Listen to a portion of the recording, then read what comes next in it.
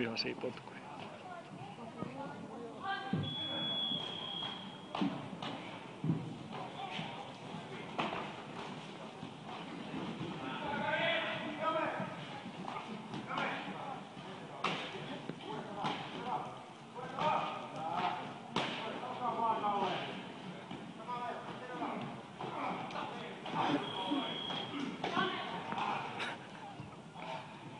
Vittu siinä on kyllä. Viha.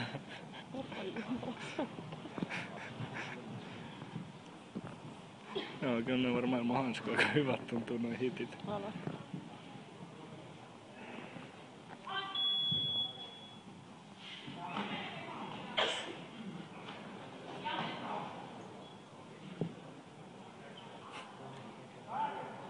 Aika crazy.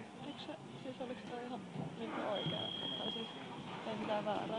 Ei. Paitsi mun mielestä ne sanoi silloin jotain, että jos toinen on silleen niin sitä ei lasketa. Eikö silloinhan se jos lasketaan, silloin ei lasketa se kuuluu ääntä ei kunnoa sua. Se on tiessä joku 6-0. No viime vuonna ei ollut kuin joku 5 sekkaa.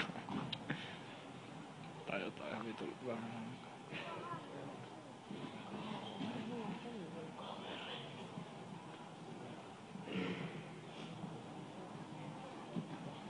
Mä muistin silloin joskus.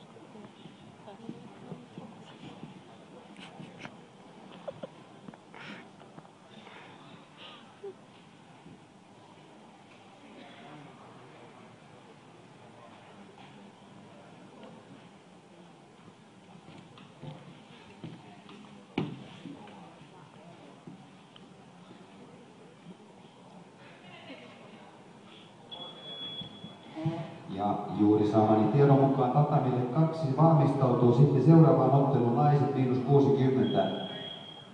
Punaisella Kati Silander, sinisellä Saara Pulkkinen.